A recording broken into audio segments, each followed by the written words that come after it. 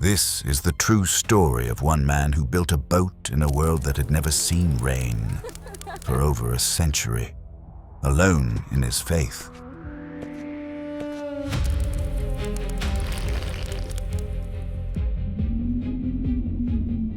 The whole earth had forgotten the garden. Violence had filled the ground. The Maker who called creation good was now in pain over what humanity had become.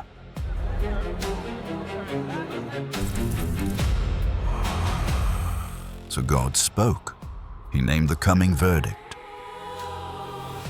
I will wipe from the face of the earth the human race I have created, and with them the animals, the birds, and the creatures that move along the ground.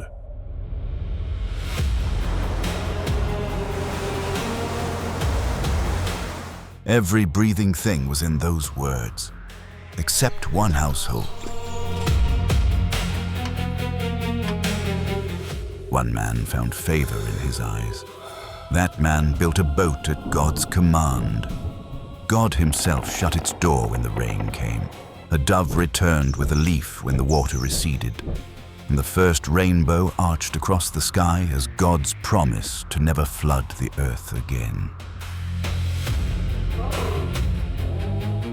But this is not just a story about the past. Centuries later, Jesus would call it a pattern.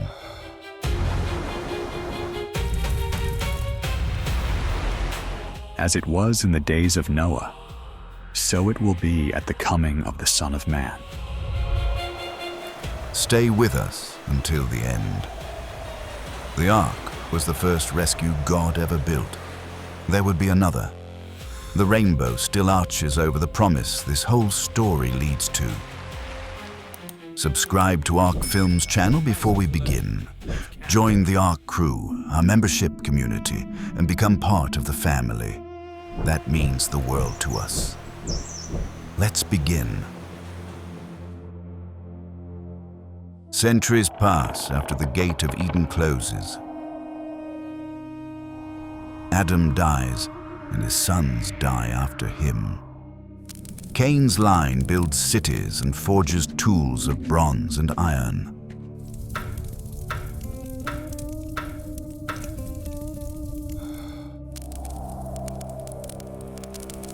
One of his descendants, Lamech, takes 2 wives and boasts to them about a killing he has done.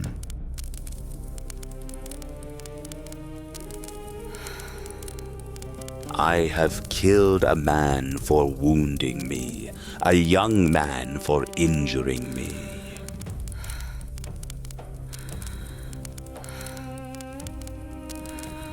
If Cain is avenged 7 times, then Lamech 77 times.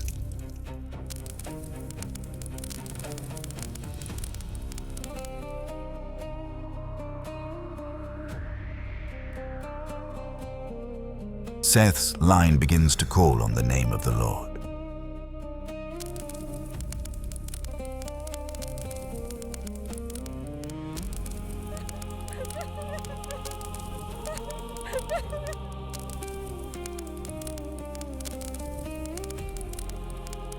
But Lamech's pride is the kind of thing that is spreading.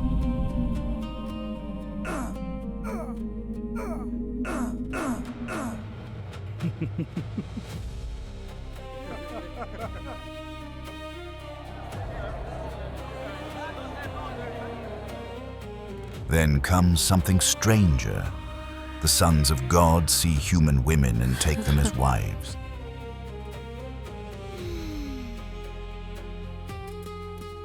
From their unions come the Nephilim, giants, men of renown. Who the sons of God were is left unsaid, but centuries later, a man named Jude will write about angels from this same era. The angels who did not keep their positions of authority, but abandoned their proper dwelling, these he has kept in darkness, bound with everlasting chains, for judgment on the great day. The corruption was not only human, and the Lord sees it Every inclination of the human heart turns only toward evil. Violence fills the ground. Every person on it has corrupted their way. Centuries from now, Jesus himself will describe these days. As it was in the days of Noah, so it will be at the coming of the Son of Man. People were eating and drinking, marrying and giving in marriage, up to the day Noah entered the ark, and they knew nothing about what would happen. God grieves. He regrets having made humanity. The Maker who shaped the first man from dust now wishes he had not. His heart aches. The pain comes before the words. Then he speaks. I will wipe from the face of the earth the human race I have created, and with them the animals, the birds, and the creatures that move along the ground. For I regret that I have made them. Everything that breathes is in those words. But Noah found favor in the eyes of the Lord.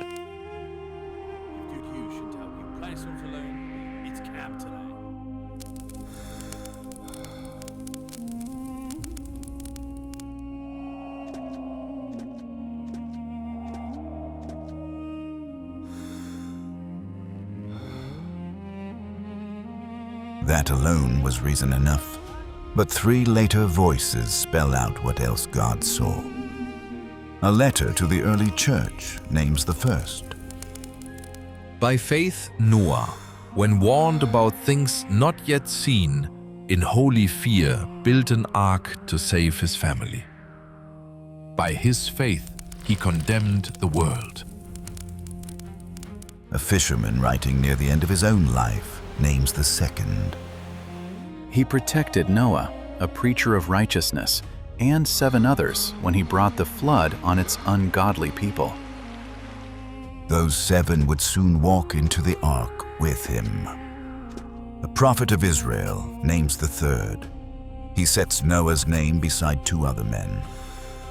Even if these 3 men, Noah, Daniel, and Job, were in it, they could save only themselves by their righteousness, declares the sovereign Lord. Faith, righteousness, a walk with God like Enoch's before him, a life worth holding up beside Daniel and Job. That is what God saw first. God speaks to him next, giving him an instruction. I am going to put an end to all people, for the earth is filled with violence because of them. I am surely going to destroy both them and the earth. So make yourself an ark of cypress wood.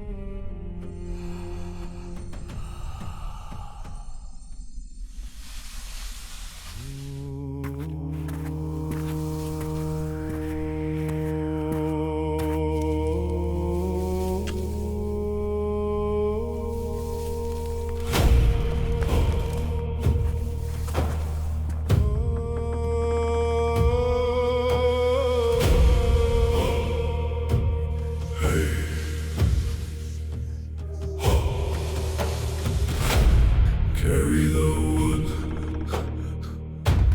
carry the weight, boom, rise.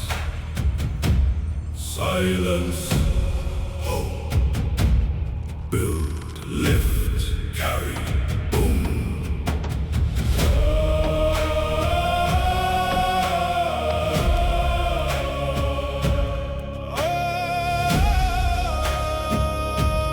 Through the dust,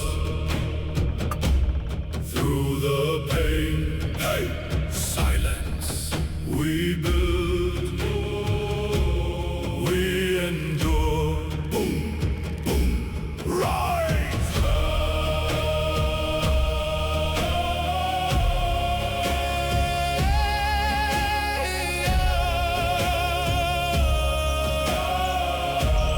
Carry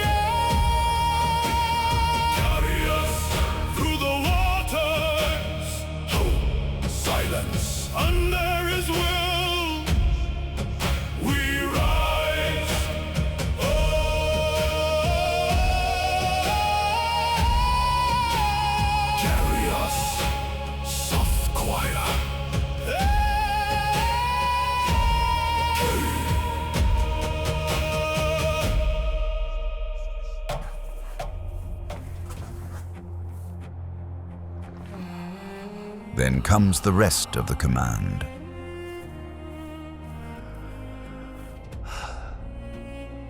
I'm going to bring flood waters on the earth to destroy all life under the heavens. But I will establish my covenant with you, and you will enter the ark.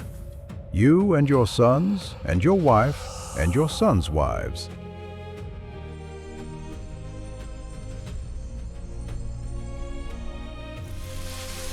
The verdict has a form now. Water, enough to cover every land where breath has ever moved. And in the same breath, God names a covenant, the first ever given to a human being. Every kind of life must come too. Bring into the ark 2 of every living creature, male and female. Take every kind of food that is to be eaten and store it away.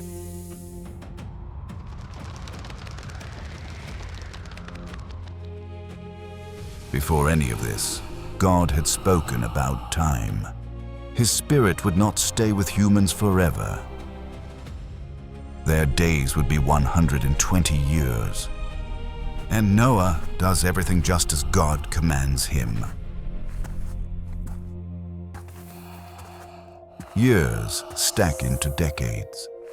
The boat takes shape on dry ground, far from any sea, in the middle of a world that has never seen the sky open. Centuries later, a fisherman will write of these years. God waited patiently in the days of Noah while the ark was being built. In it, only a few people, 8 in all, were saved through water.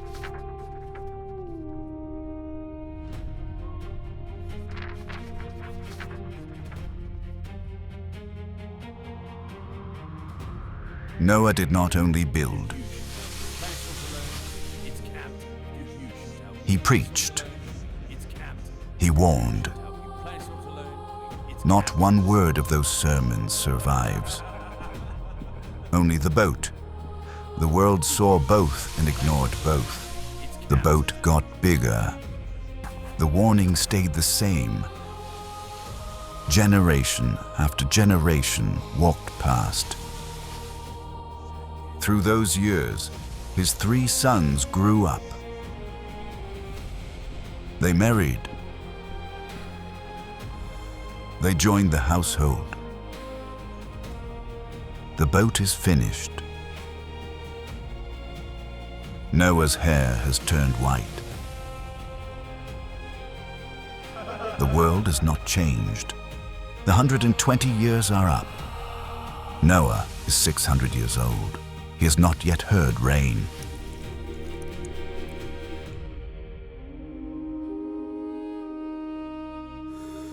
And then God speaks again. Go into the ark, you and your whole family, because I have found you righteous in this generation.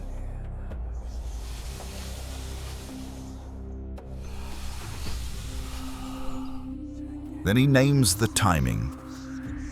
7 days from now, I will send rain on the earth for 40 days and 40 nights, and I will wipe from the face of the earth every living creature I have made. 7 days to board.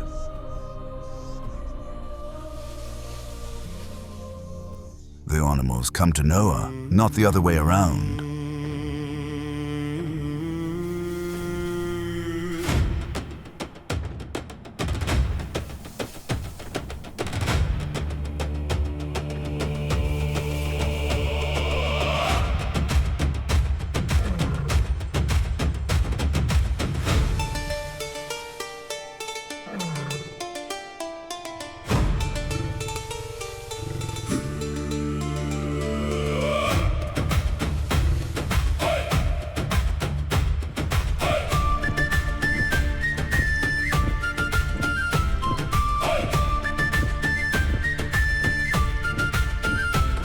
Hear the drum, hear the ground, every hoof a holy sound.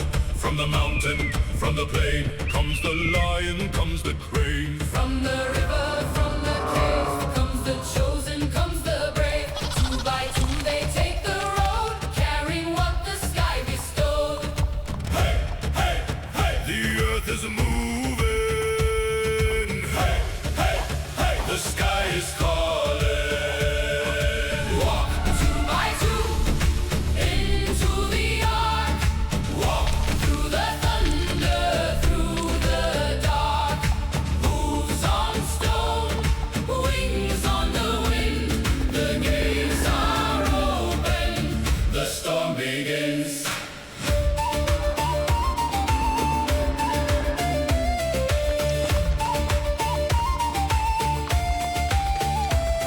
Hear the wolf, hear the lamb, walking side by side they stand. Hear the bear, hear the dove, bound by something stronger than blood. Noah counts them as they pass, knowing none of this will last. 2 by 2 they take the road, carrying what the sky bestowed.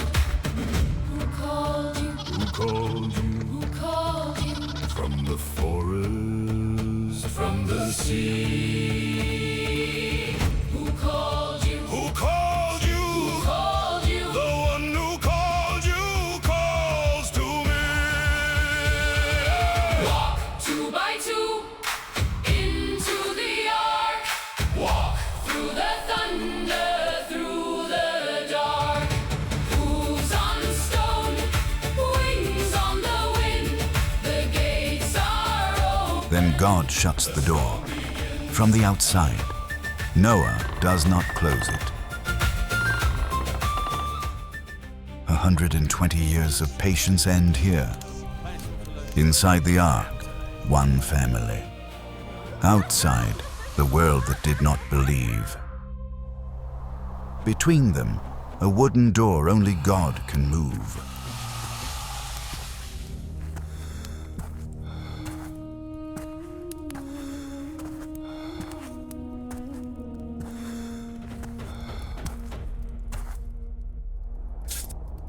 Seven days pass. Then it begins.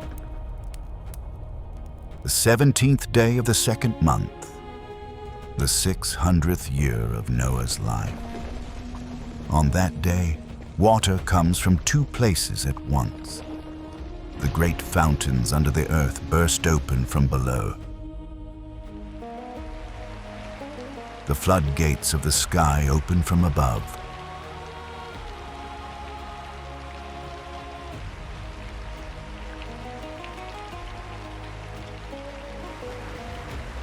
This is not just rain. In the beginning, God set the sky between 2 oceans, one above, one below. The sky held them apart for thousands of years. Now both pour into the same place at once. Creation is being unspoken.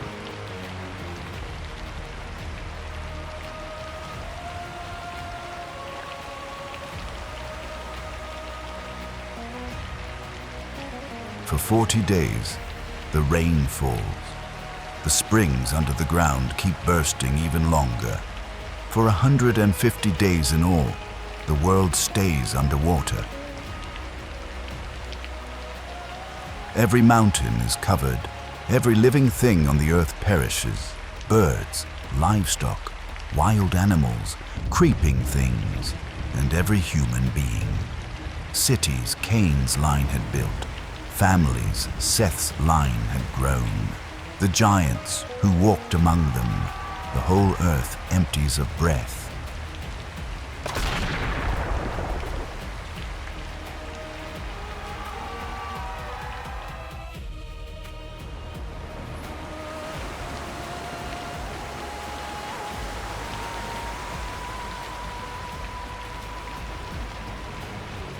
Inside the ark, the world is darker than any of them have ever seen. The window is small, the door is sealed. The animals are loud, the family is together. Day blurs into day. The window shows only water. Outside, the storm reaches its full height. After a century on dry ground, the ark lifts off the earth for the first time. Only Noah is left now, and those with him inside the ark.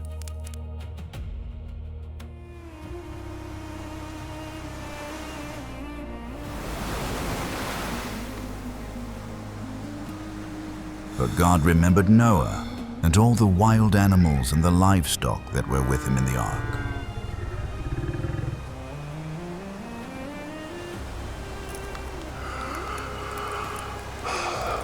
When God remembers someone, it does not mean he had forgotten. It means he's about to act on a promise he has already made. God remembers Abraham, and Lot is pulled out of burning Sodom. God remembers Rachel, and a barren womb opens. God remembers his covenant with the patriarchs, and a nation of slaves walks out of Egypt. Remembering, for God, is not a thought. It is a rescue.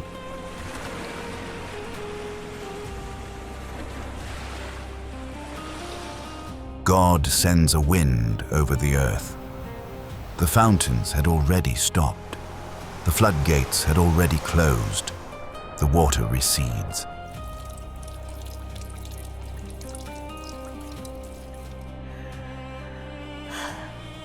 And on the 17th day of the 7th month, exactly 5 months after the day the rain began, the ark touches solid ground for the first time.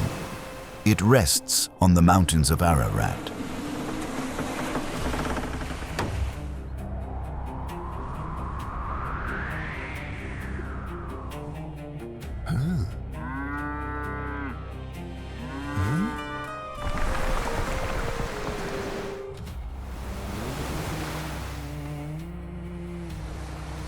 The water is still high around it. The ark sits on a single peak. 2.5 months later, the tops of other mountains finally break the surface.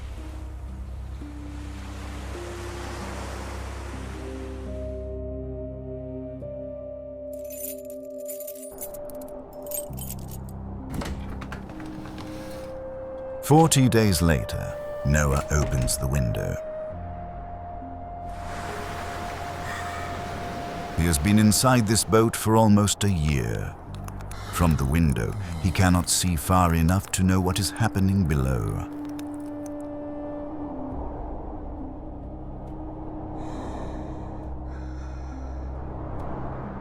So he sends out a raven. The raven flies out.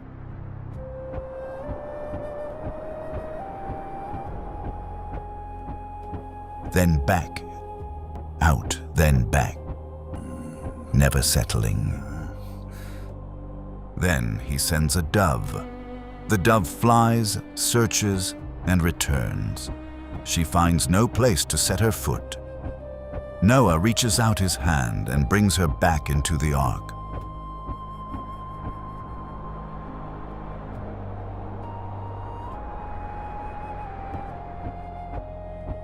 "7 days later, he sends the dove again. This time, she returns at evening. In her beak is a freshly plucked olive leaf, a single green leaf, from a tree that survived a year underwater.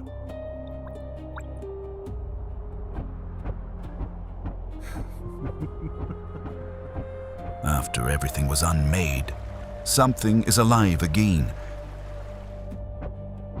7 days later, Noah sends the dove a third time.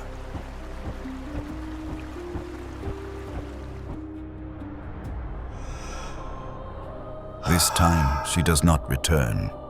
She has found a home in the world.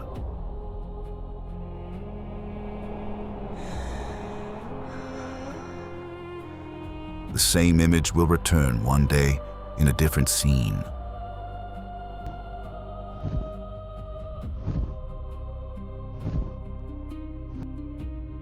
Just as Jesus was coming up out of the water, he saw heaven being torn open and the Spirit descending on him like a dove.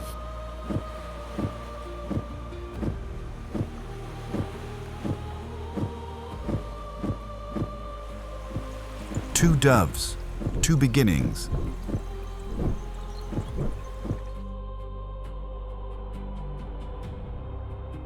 Noah removes the covering of the ark and looks out. The ground is dry, but the door does not open yet. He waits for God to speak.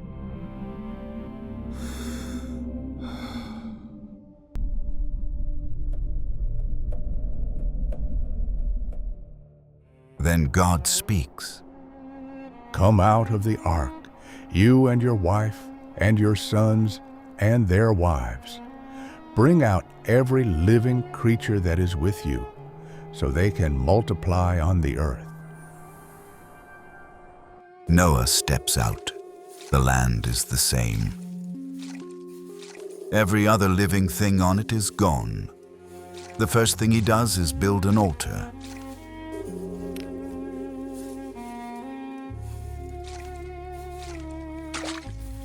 Of every clean animal and every clean bird, he offers a burnt offering.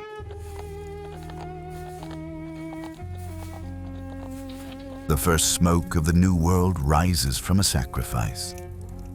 God smells the offering, and then God speaks again. Never again will I curse the ground because of humans, even though every inclination of the human heart is evil from childhood. And never again will I destroy all living creatures as I have done. Then he blesses Noah and his sons. The words echo an older blessing, once spoken in a garden over the first humans. Be fruitful, increase, fill the earth. The same blessing, a new beginning. But the new world has rules, the old did not. From now on, every animal will fear humans. Meat is given as food, but never with its blood, for blood is life, and human life is sacred. Whoever sheds human blood will answer with their own. Humans are made in God's image, and that image is not to be unmade. Then God names the sign of his promise. I have set my rainbow in the clouds, and it will be the sign of the covenant between me and the earth.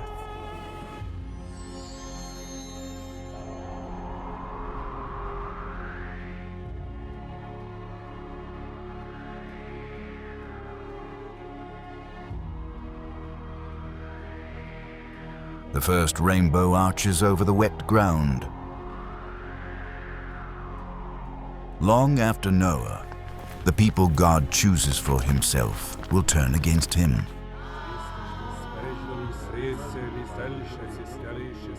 He will be angry. He will send them into exile. Then he will speak again through a prophet, swearing a new promise on the strength of this same oath.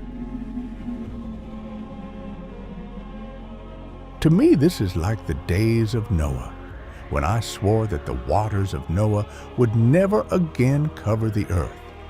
So now I have sworn not to be angry with you. The rainbow is no longer just weather. It is the sign of an unbreakable word. Under that sign, the new world begins. Noah's 3 sons go out to fill the earth. Shem, Ham, Japheth. From them, every nation will be repopulated. But the new world is not the garden. Noah plants a vineyard. He drinks too much of his own wine. He passes out, naked, in his tent. Ham, his son, walks in. He sees his father's nakedness. He does not look away. He does not cover him. He goes outside and tells his brothers what he saw. Shem and Japheth take a different path. They take a garment and walk in backwards, eyes turned away. They cover their father without ever looking at him. When Noah wakes and learns what each son did, he speaks. Cursed be Canaan, The lowest of slaves will he be to his brothers. Praise be to the Lord, the God of Shem. May God extend Japheth's territory. The curse does not fall on Ham. It falls on his son Canaan. A father's failure often shapes the line that comes after him. Ham dishonored his father by exposing what should have been covered. His son's line will live by that same kind of exposure. Canaan's descendants will become the nations of the land Israel one day enters, and they will live by that same pattern. The blessing rests on Shem, whose line the rest of the Bible will follow. But even Noah is not the savior. The flood did not change him. He is still a man under the same curse spoken in the garden. The savior the garden promised, the one who would break that curse, has not yet come. Noah lives 950 years, and he dies. But the flood did not end with Noah. The same water that buried the world becomes, in a later voice, the picture of something else.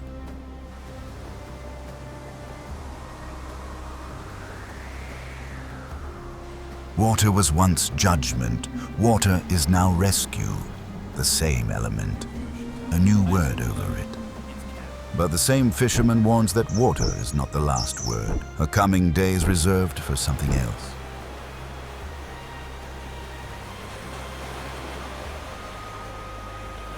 But mercy has not run out yet. The door of the ark closed once. It was the first door of mercy God ever opened. It was not the last. The rainbow still arches over the world. The promise still waits. This story is one of the foundations under the whole Bible. After Adam and Eve, before Abraham, the whole world started over on the deck of one boat.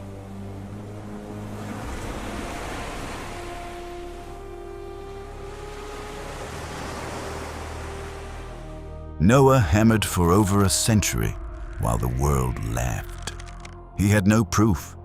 He had a word from God and a hammer. Most of the work of faith is done long before anyone sees a single drop of rain. If God has spoken to you, the silence in between is not abandonment. It is the years before the rain. The 120 years Noah spent building were a long invitation. The world that ignored him did not run out of time because God ran out of patience. They ran out of time because they ran out of the window He gave them. The same door still open today.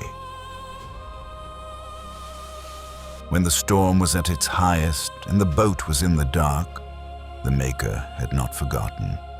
He was keeping a promise He had already made. When the storm in your life is at its highest, God is not absent. He is preparing the wind. Jesus called the days of Noah a pattern. The world before the flood was not unusually evil. It was unusually unconcerned, eating, drinking, marrying, ignoring. Most of us will not reject God in a moment of dramatic rebellion. We will drift past Him while we are busy. The warning is to look up before the door closes. 8 souls were saved through one door. Peter calls that ark a picture of baptism, a picture of being sealed inside a rescue that water cannot reach. The ark was the door of mercy in its first form. Jesus is the door now.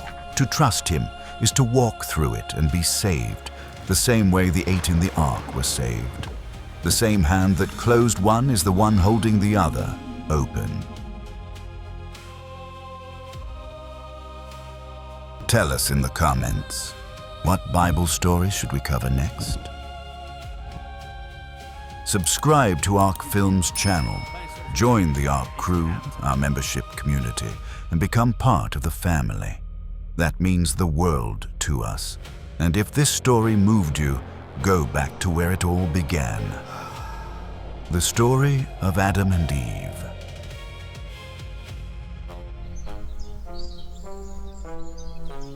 Thank you for watching.